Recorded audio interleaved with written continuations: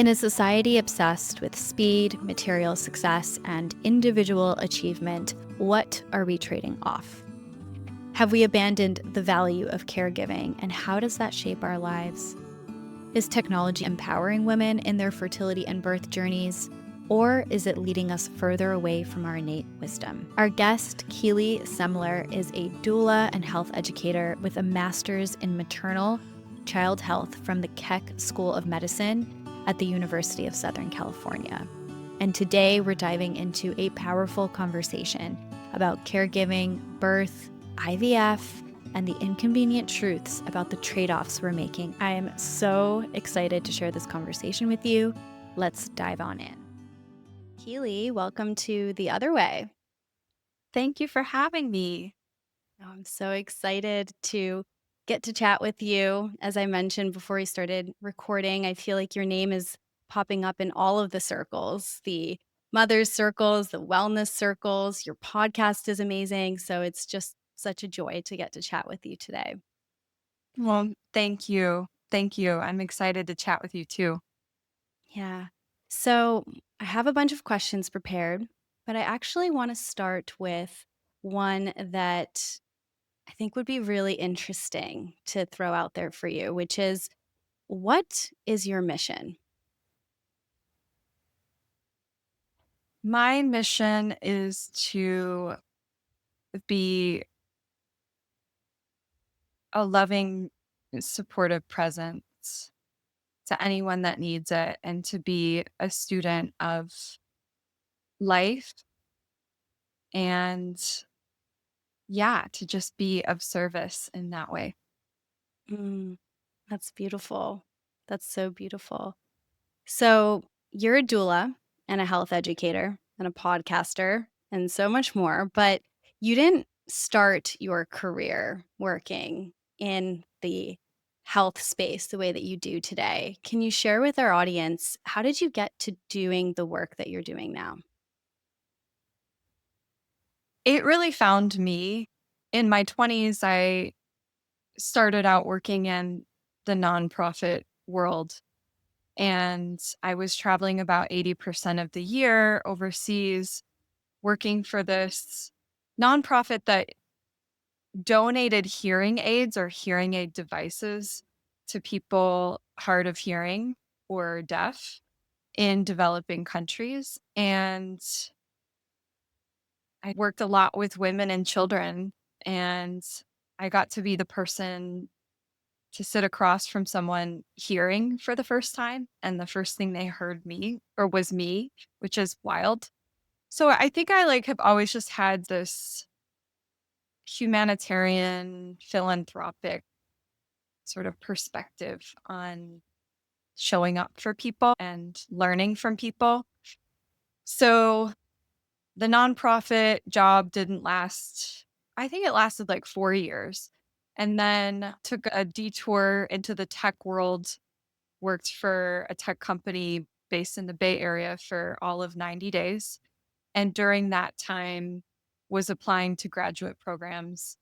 And right around the time I was let go from that tech company, I was accepted into medical school at Keck School of Medicine, where I was studying child and maternal health, and specifically how stress and trauma, all forms of trauma, can impact health outcomes in women. And someone in my program asked me, well, how does childbirth impact health outcomes in women? And it stopped me in my tracks because I hadn't considered that. I was interested in other things about women's health. And I was like, I have no idea. And I have no idea how I would even observe childbirth. And someone mentioned, oh, have you ever spoken to a doula? And at the time I was like, isn't that like a yoga teacher? What is that? And I ended up speaking to a doula who was really interesting. And she said, well, I actually know this woman who's going through a divorce, who's 46 years old, thought she was going through menopause, but turns out she's pregnant and she really needs someone to be by her side. Would you want to do that? And I was like, yes, as long as she doesn't care that I've never attended a birth and I've never given birth, but I could certainly show up for her and support her however she needs. And that was nearly 10 years ago. That experience really changed the trajectory of my life in that I thought I wanted to work more on the medical side of things. At that point, I had worked at a children's hospital. I worked at a hospital in my area, Cedars, for a little while for a medical group. And it was just very clear very quickly that I didn't want to work for the medical establishment. I wanted to work directly with patients and with clients. I just had no idea how that would work. And when I attended a birth, I thought, oh, wow, this is actually a direct way I can support clients. And that was my in. And now my practice has evolved so much. I take clients both within a hospital setting and at home births and birth centers. And it's pretty mixed at this point. It's pretty 50-50, I'd say. So that was a long-winded response.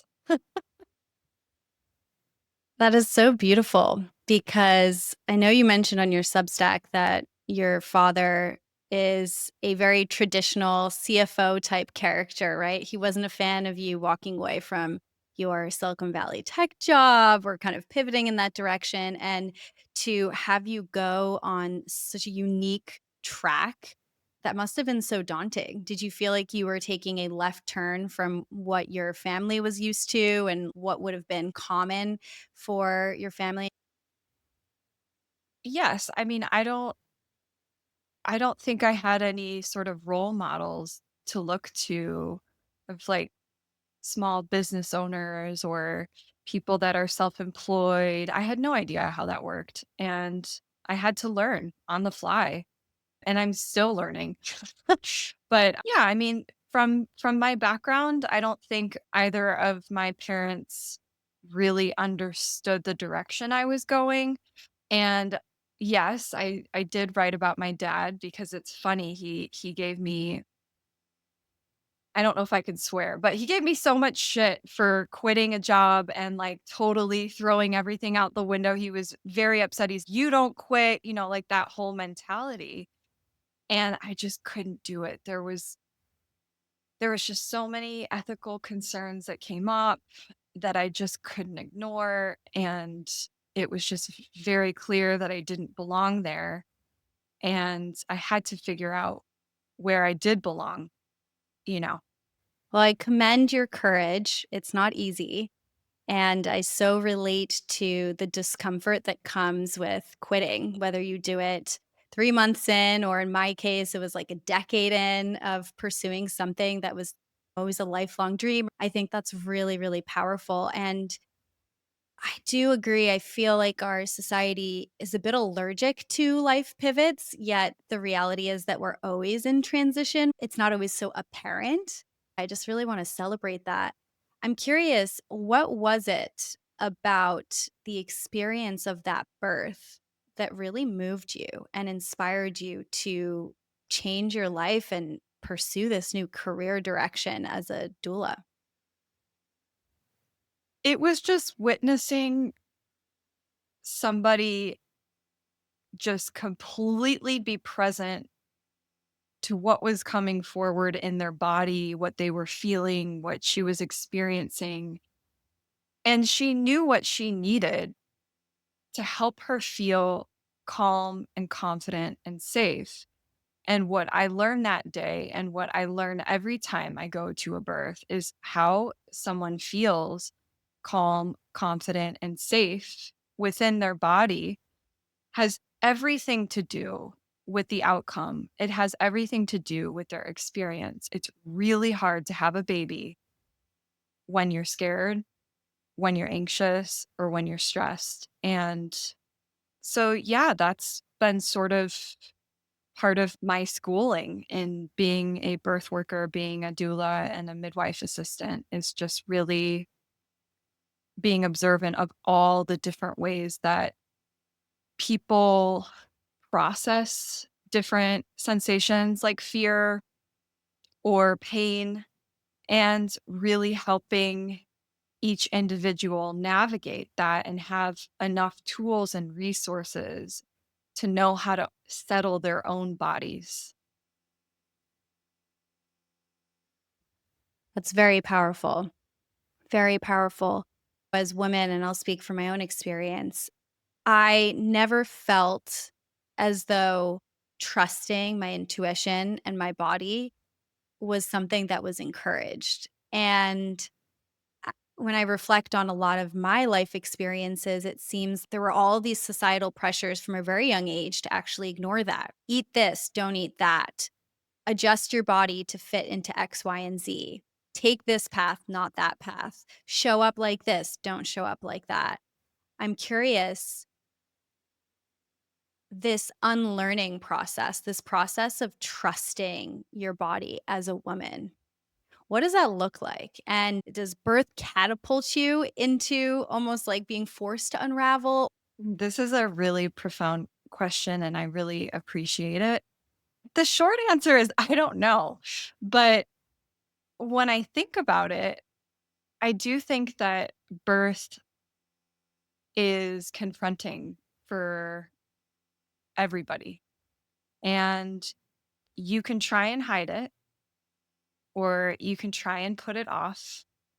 And without a doubt, it is confronting and it forces people to really look at things and put things in perspective for what really matters for that individual.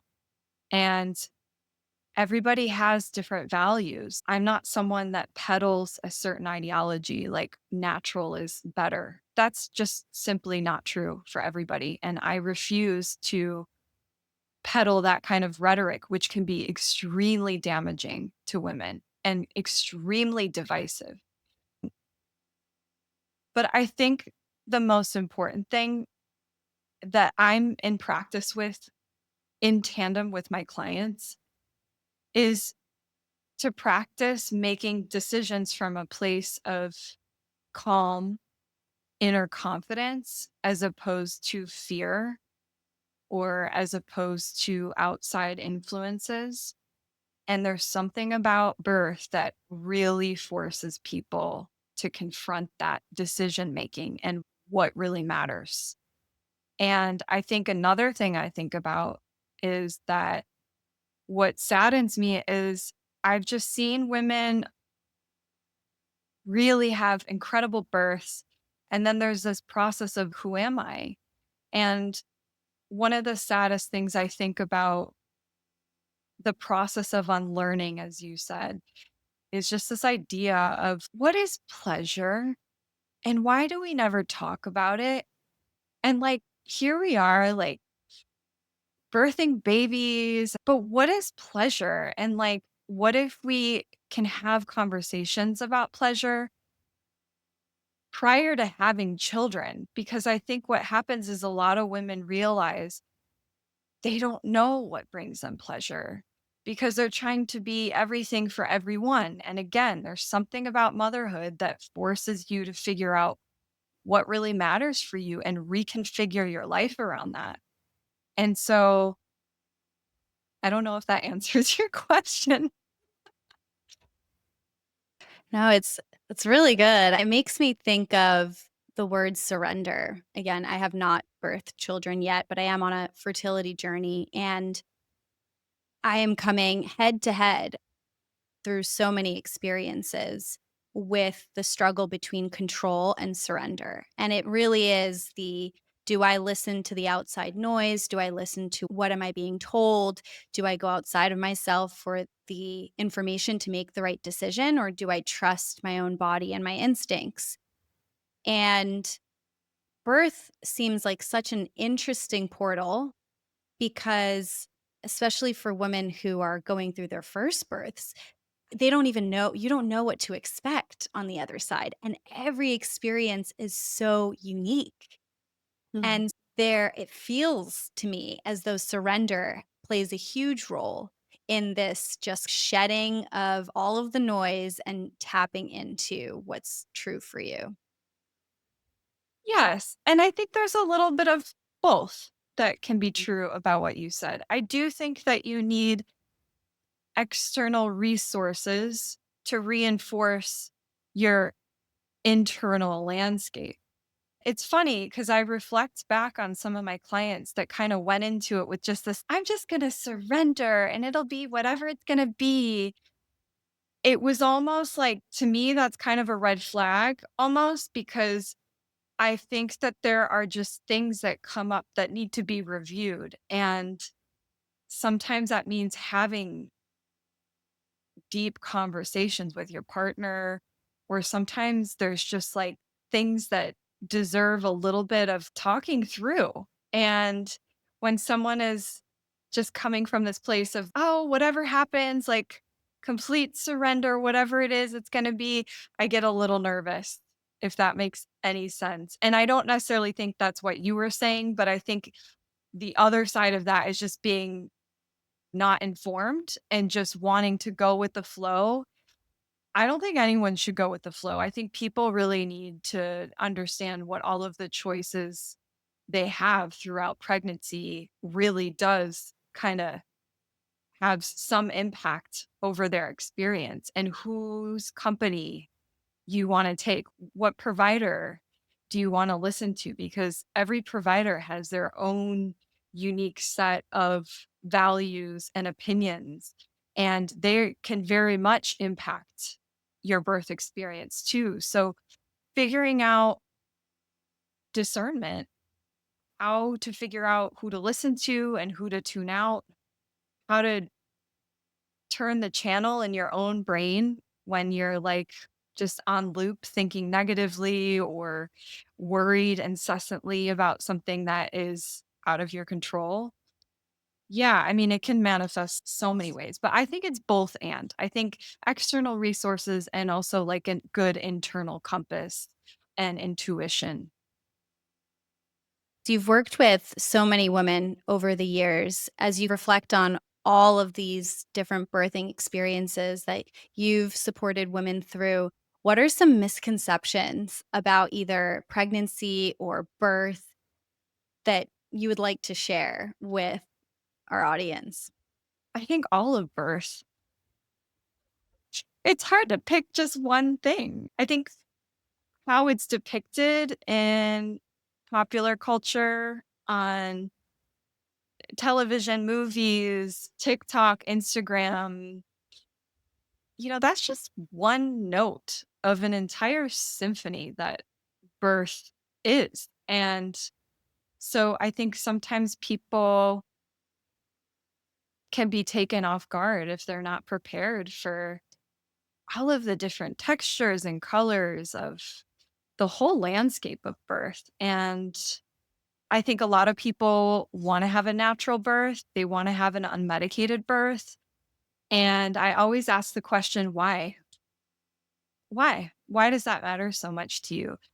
Does it matter to you because you saw it on Instagram and your favorite influencer had a free birth at home in a bathtub by candlelight and now you want that?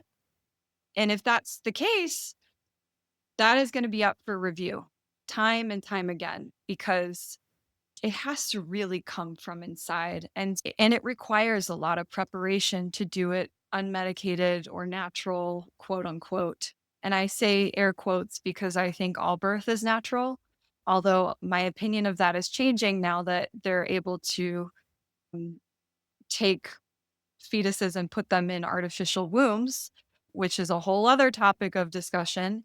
But I think that olive birth is not really widely understood until you're in it for yourself. Like, things don't actually fully click, I think, until you're in it.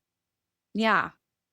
You touch on a really important point. I want to call out something that has always stood out to me as I'm in this space. I'm thinking about conceiving and then birth and reading about it.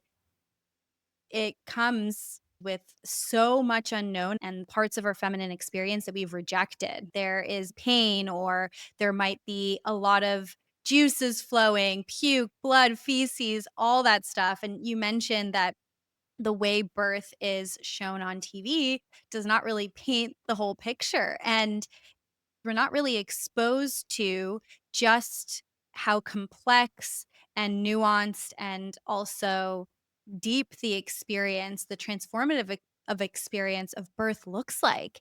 And there's something so beautiful about you being able to witness that and to be a part of that with women. We have this perception of that is the ideal, and anything that isn't that is not good.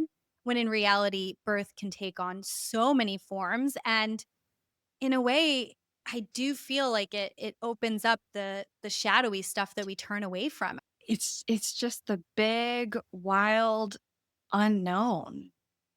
And if you are someone that has never been introduced with the big, wild unknown yet, it could be scary. It could be scary. It's daunting. You're constantly second guessing, am I doing it right? Or do I need to be thinking of it a different way? What I'm really so fascinated by is just how willing is someone to meet themselves exactly as they are, not trying to be anyone or anything else.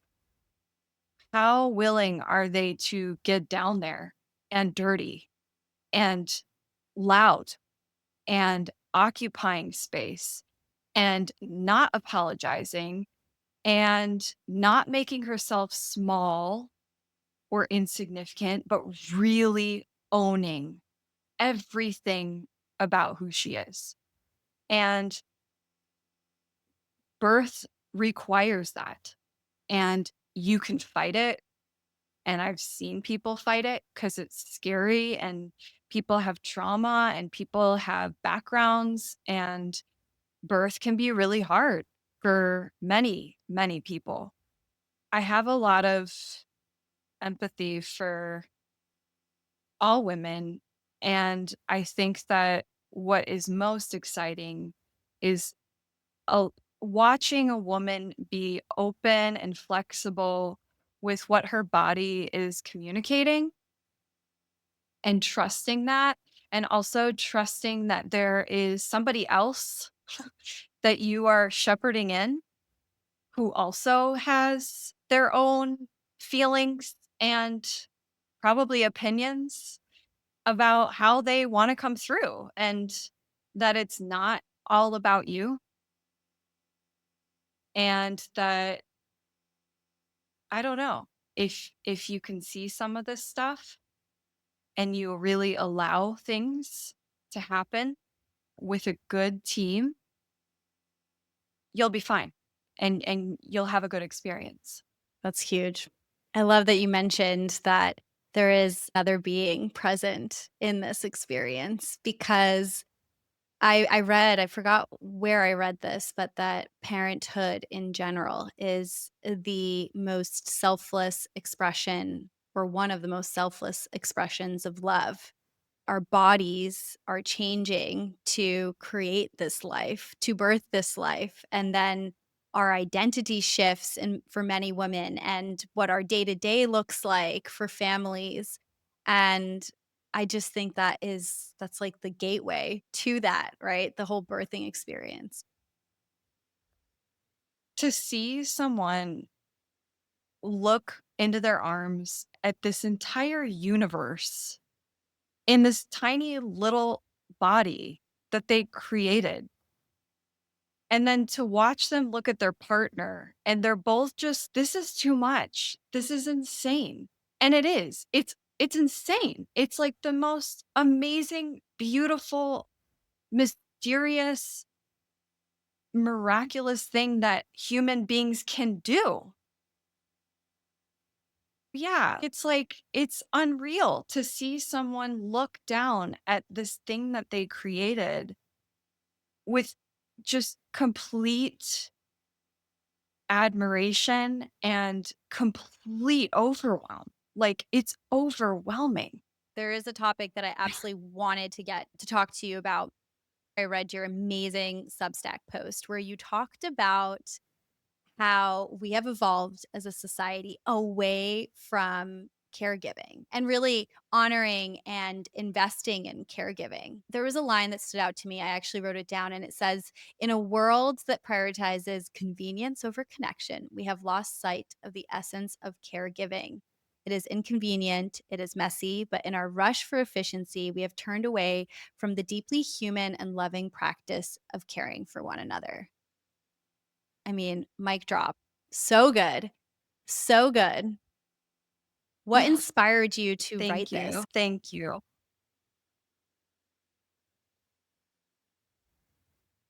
I grew up with a brother that was special needs and was born with a very rare genetic disease, a recessive genetic disease. So both of my parents were carriers of it, and neither of them were aware that they were carriers of some random rare disease because we all carry genetic abnormalities. But, anyways, he was really my first teacher. I was one of his primary caregivers. My mom was a single mom. And so there were a lot of times where we were latchkey kids, except for I was wheeling around my brother in a wheelchair, feeding him, giving him a shower. And that was normal for me. I'm so inspired by that time in my life, as difficult as it was.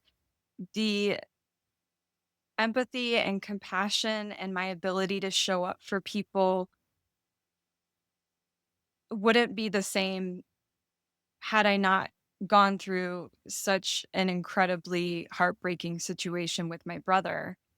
And when I think about the value of having a family, it just feels like our culture is completely cutting off oxygen to the idea of family. Like, it's just so not a cultural value anymore. And I think a lot of people have this lifestyle creep. I'm guilty of it. Like, I want nicer things and I feel like I need to have X amount of money in the bank before I have a child.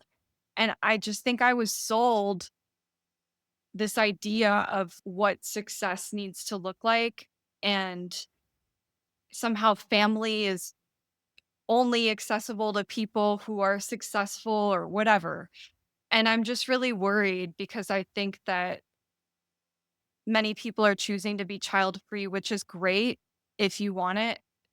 I do think that more people need to be willing to talk about fertility rates plummeting and birth rates plummeting. And even in countries that have paid family leave for a year, like, people are still choosing not to have kids. And I want to know why. And I think that my writing and my podcast explores those things through talking about different issues in regards to women's reproductive health. So I'm not sure if that answers your question, but I just think that the value of having a family is just totally dissolving before our eyes. Oh my god. I'm like, I have goosebumps right now. I'm so glad you brought this up. I so agree with you, and I would even go as far as saying that there is a part of me that believes that we're being lied to. I can at least speak from my own experience. I think that there is a bit of a lie happening where we as a society have shifted what we position is truly valuable in the world: success, material accolades, fame for a lot of people. The majority of teenagers, there was a stat that I read somewhere the other day, will say that they aspire to be famous when they grow up. And there's nothing wrong with that.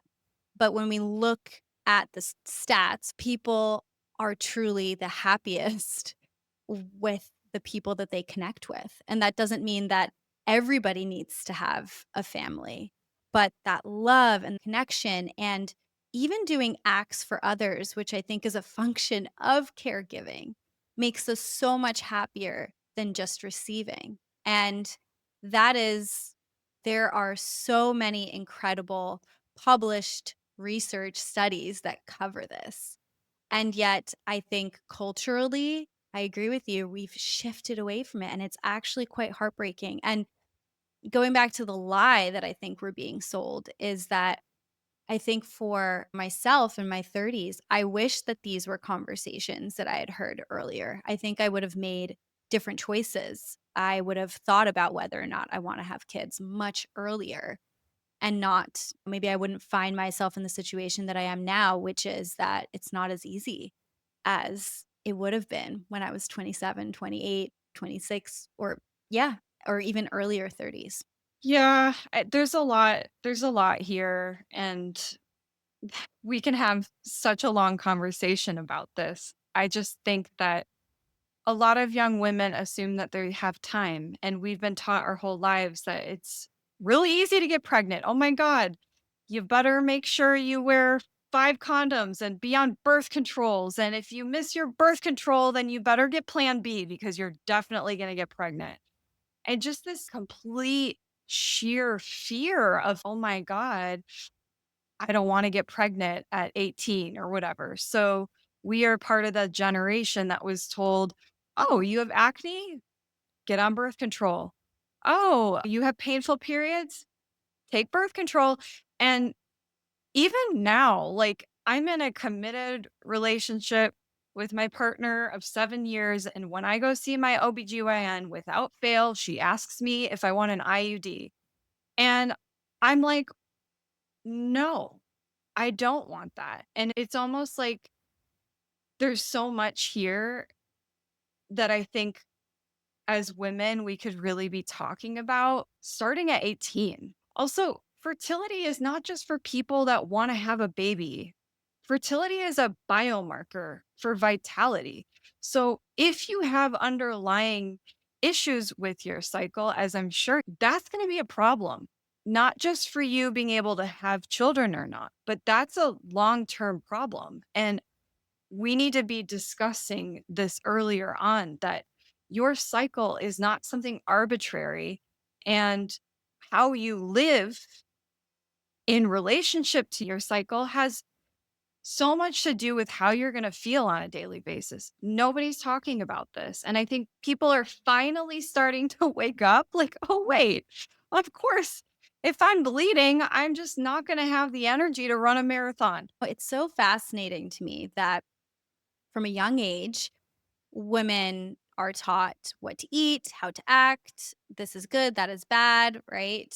Fit into this box, into this construct. Then we grow a bit older and we're encouraged to essentially work out and, in many ways, act like little men in terms of work the 9 to 5, hustle to the top. The thing that matters most is success and independence. And we're put on birth control. Of course, there's of incredible use for birth control. However, at the same time, we're castrated from our own internal cues. And then some of us will wake up in our 30s and try to tap back into our body or try to get pregnant if that's something that we want. And we have not set up our bodies for success to get there. And I think the saddest thing is that a lot of women didn't even realize how much, as you were talking about with our cycle, how much our cycles are biomarkers for not just fertility, but for overall health and the impact that's going to have on us. And that's why I think that to some degree, we've been lied to. I'm gonna call this like the big bamboozling of women. Truly, truly. And it's still happening. It's so unfortunate because you work in this space. I work in this space. And yet there's so many women that don't understand their hormones, don't understand their cycles, let alone start to want to think about conceiving and the impact that their cycle has on that whole process. And it's just so wild. Yes, and also I think there's a dark side to it too, which is a lot of people are profiting off of the insecurity of women that just want to have a baby. And so it's like they're willing to do or buy all of this shit that might not really be helpful to that individual body. But man, social media really makes you think you need that one supplement. But then if you just get lab work and, oh, wait a minute, I'm actually not low in iron. I don't need that. Or maybe you are low in iron and you need more. It's just there's so much nuance and complexity here that I think people are just starting to go, "Oh, wait, maybe there are multiple perspectives here. And maybe there's some uncomfortable truths here that we need to talk about." For example, if you've been on birth control for years and years, you are more than likely going to have a very challenging time getting pregnant right off the bat. You're going to need to have your body go through many cycles, usually, to find what is regular, what is normal, without having synthetic hormones course through your body for years and years. It takes time. We're not computers. And I think that's, again, going back to this idea of caregiving, this is part of being human. And I feel like healthcare technology is stripping us of our humanness, which is like the most essential part of being alive. So, this idea of getting your period 2 times a year or 3 times a year out of because it's convenient. Who wants to bleed through their pants every day? In fact, I just did yesterday at the supermarket and I was like, I really don't care. I hope someone sees blood on my pants. That's where I'm at now. I'm so glad that you're bringing this up because this is a topic that I absolutely have felt so called to dive into. I think it's so important for women to understand their cycles. It's so important for women to understand what the fertility rates look like year over year. I ended up speaking with a fertility doctor, which, by the way, also that's we don't have to open up that can of worms, but I just love how you go from, okay, from your gynecologist, the next step is typically a fertility doctor if it's been some time and conception hasn't occurred, or if it's taking longer, depending on your age range. And fertility doctors, at least in my experience, seem to push IVF immediately. Are you talking about a reproductive Yes, reproductive endocrinologist? Oh, yeah. endocrinologist. Yeah, they make bank right now. They're making out.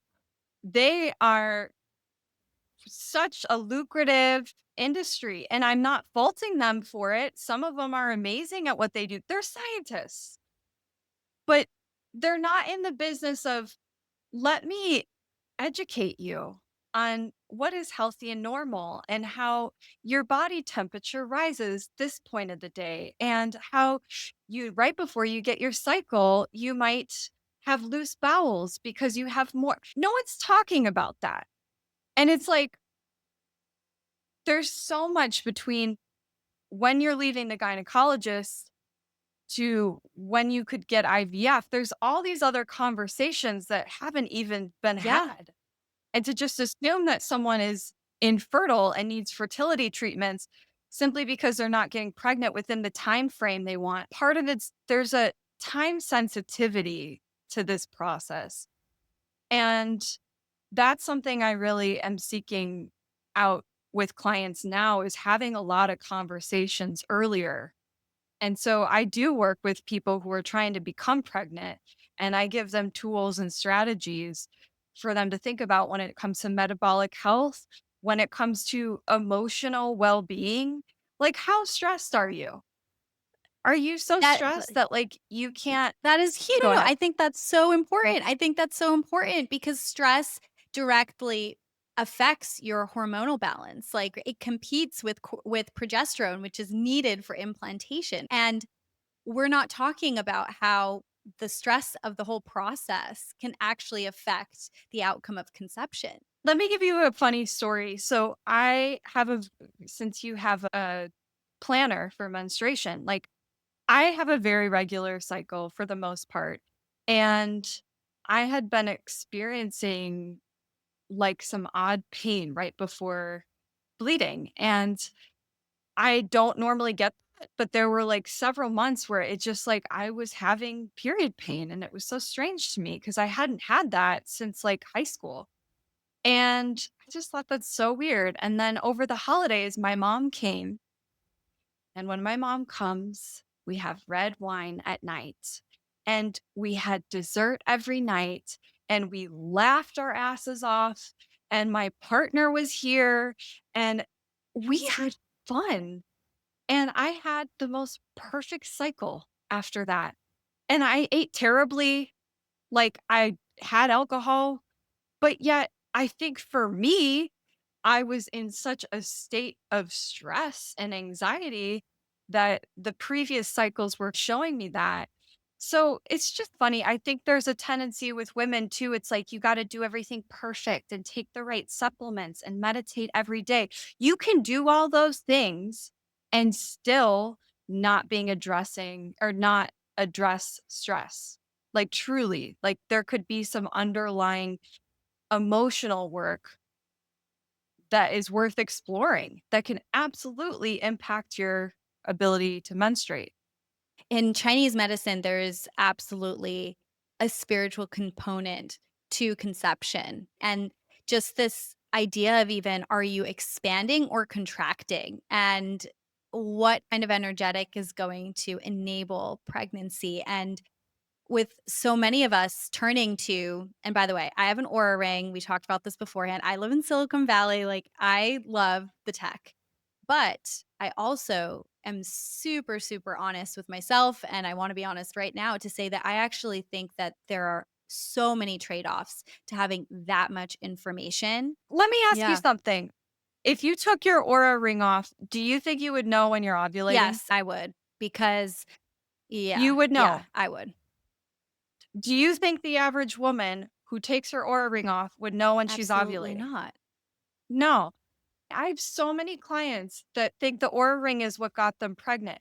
No, the Aura Ring just did the work that you either didn't want to do because it's inconvenient, because it takes more time than you really want to spend on getting pregnant. You just want to be pregnant now. And for some people, it could take them years. I have had clients, I had one client that went through IVF for 5 years. A single round of IVF in my neighborhood or in my town rather is roughly $50,000. You're looking at hundreds of thousands of dollars over the course of 5 years. And the first round of IVF is diagnostic, which I don't think a lot of women know until they're in the reproductive endocrinologist's office and they're talking about the first round of IVF is diagnostic because essentially they're shining a flashlight in the dark trying to figure out where the problem is, as opposed to really looking line by line. What are the nutrients in the body? What is this person's stress levels? Are there underlying health issues like insulin resistance? Which most women, most people on the planet now are insulin resistant. What does that affect? Everything.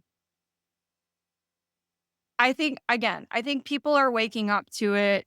There's lots of medical researchers that are talking about metabolic health as it relates to fertility, as it relates to menstruation. It's really interesting talking to people about perimenopause and menopause because, oh, wow, that just seems like a death march. Like the narrative is shifting and it's less negative. But I'm looking at the research coming out for perimenopause and menopause and hormone replacement therapy. And it's like, are we doing the same thing we did with birth control? Are we just supposed to be on synthetic drugs our whole life now from the moment we get out of the womb to when we're dead? Like, I don't want to live that way. I want to talk to my mom and my mentor who's in her 70s. I want to hear from them how they transitioned from menstruating to being menopausal. How did it feel in their body? How did they deal with it? And it's not they took a pill and everything went away. It was like, it sucked. I had night sweats. You get over it. You're in a bad mood. You let people know you're not feeling great that day. Like it doesn't need to be that deep, but we're not having these conversations. Oh, man, that is so good. So on point. It's huge. You said something earlier that just stuck with me, that there might be an inconvenient truth element to that. Yeah, inconvenient. Like you're not going to be able to wear all the cosmetics that you wear. You might not want to get injectables all over your body. You might not want to wear those pants that are synthetic and leaching toxins into your skin that you've bleached or whatever. I think we just need to have more honest conversations about how we're living. I'm curious, you probably tend to attract clients who are interested in thinking like this.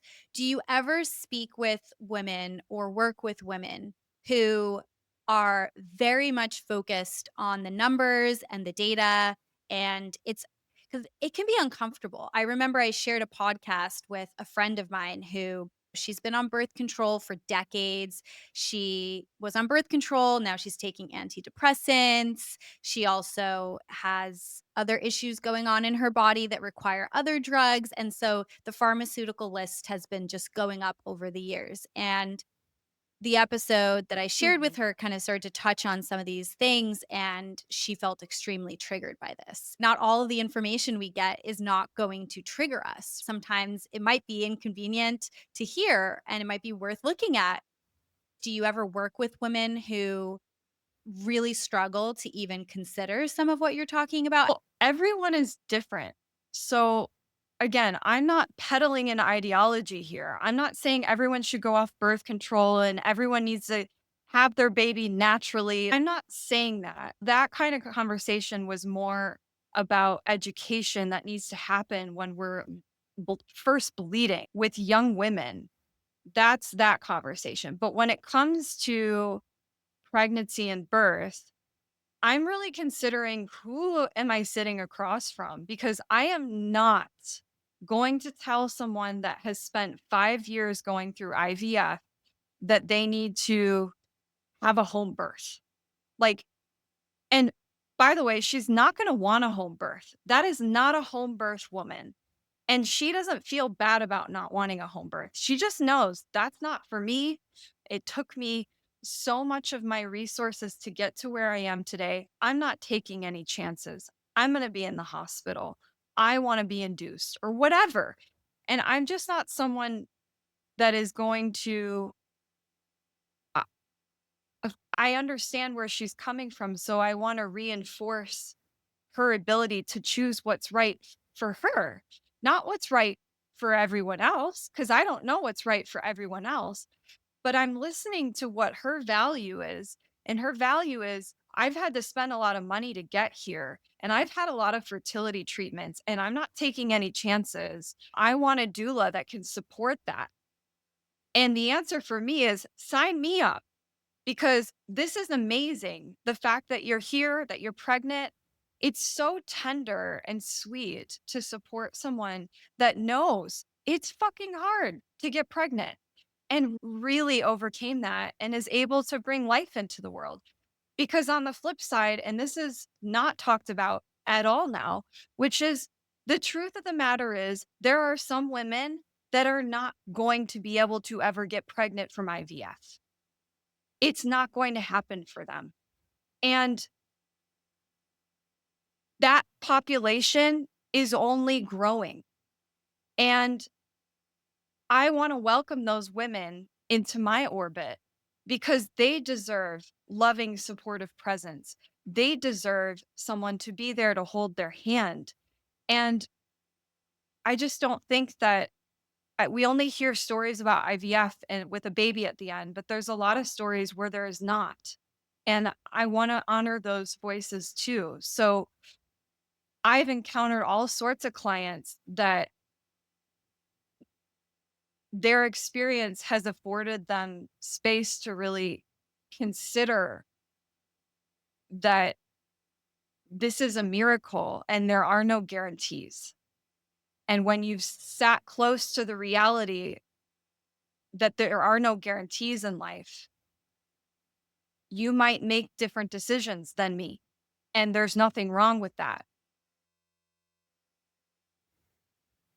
So glad you covered that. Keely, I could chat with you for hours, but I am going to spare you that and start to bring it home. Where can people find you? What do you have coming up? I have a podcast called Motherlands, and you can find it anywhere you listen to podcasts. I also have a Substack called Motherlands where I discuss all of this in painful detail sometimes. I also have a website, We Are Motherlands. It's an educational platform designed to help women learn of what all their choices are in relation to pregnancy, birth, and postpartum.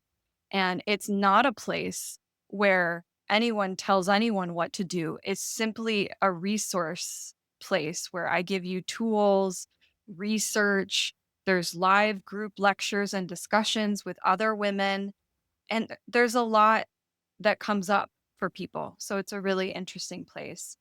I am on Instagram. I'm not very active on social media, but you can find me there. We are Motherlands. And thank you so much for having me. This has been so much fun. I'm sorry I swore a couple times. We're okay with that. Okay. We're keeping that in. We're not taking that out. I love that. Thank you. This was such a joy to have you. Thank you so much. Thank you so much for tuning into The Other Way. If you enjoyed this episode, please leave a 5-star review. It really helps the podcast grow, and I'm ever so grateful. If you want to stay connected, you can find information on how in our show notes. And finally, if you're curious about inflow and want free resources around cyclical living or moon cycles, check out inflowplanner.com. And of course, for all my listeners, you can use the code podcast10 for 10% off any purchase. All right, that's all for today. See you next time.